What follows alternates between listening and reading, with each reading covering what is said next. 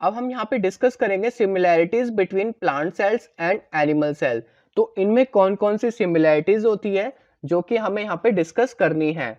अब मैं यहाँ पे सबसे पहले आपको बताना चाहूंगा कि दोनों में ही यहाँ पे क्या होता है, सेल मेम्ब्रेन होता है। दोनों में ही यहाँ पे क्या होता है, सेल मेम्ब्रेन होता है। बट सेल वॉल यहाँ पे क्या होता है, इसमें नहीं होता। वो हम यहाँ पे डिफरेंस वाले में डिस्कस कर लेंगे। बट अभी मैं यहाँ पे क्या डिस्कस कर रहा हूँ, यहाँ पे सिमिलैरिटीज के बारे में बात कर रहे हैं।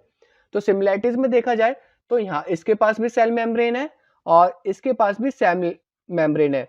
बट जबकि प्लांट सेल के पास एक और यहाँ पे क्या होता है, सेल वॉल प्रेजेंट होता है, जबकि यहाँ पे एनिमल सेल के पास नहीं है। Both have cytoplasm. दोनों के पास यहाँ पे जेली लिक्विड सब्सटेंस है जो कि यहाँ पे सेल मेम्ब्रेन के बाद आती है। अंदर का मटेरियल होता है जो यहाँ पे क्या होता है, साइटोप्लाज्म होता है। तो साइटोप्लाज्म यहाँ पे भी प्रेजेंट है और यहाँ पे भी प्रेजेंट है। Both have a nucleus. दोनों में यहाँ पे क्या होता है, न्यूक्लियस प्रेजेंट होता है। बट जो कि एनिमल सेल में न्यूक्लियस होता है वो काफी मिडल में होता है, जबकि प्लांट सेल में जो न्यूक्लियस होता है वो यहाँ पे क्या होता है, साइड मतलब एज पर होता है। कहां पर होता है, एज पर होता है, जैसे कि आपको यहाँ पे डायग्राम में दिख रहा होगा। Both have a nuclear membrane.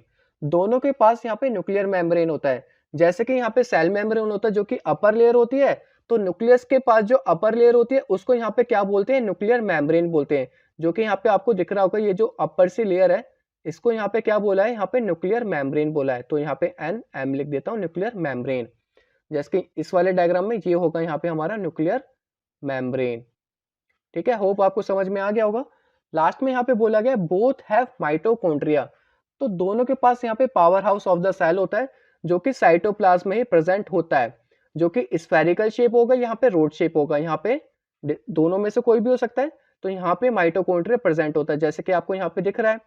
और इसमें भी आपको माइटोकॉन्ड्रिया दिख रहा होगा, जैसे कि ये रहा यहाँ पे।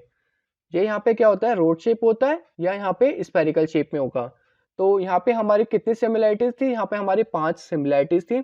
दोनों में सेल मेम्ब्रेन होता है, दोनों में साइटोप्लाज्म होता है, दोनों में न्यूक्लियस होता है, और दोनों में ही न्यूक्लियर मेम्ब्रेन होता है, और दोनों में ही यहाँ पे क्या होता है, माइटोकॉन्ड्रिया होता है। होप आपको यहाँ पे सिमिलैरिटीज समझ में आ गई होगी। अब हम यहाँ पे डिस्कस कर लेते हैं इनके डिफरेंस के बारे में।